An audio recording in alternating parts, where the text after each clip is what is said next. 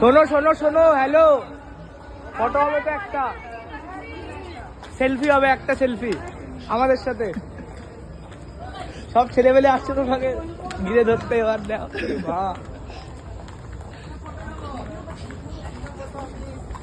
Hello hello, আমাদের দিদি, মোনা দিদি আমাদের, দেখতে পাচ্ছ। এই তো ফটো হবে একটা।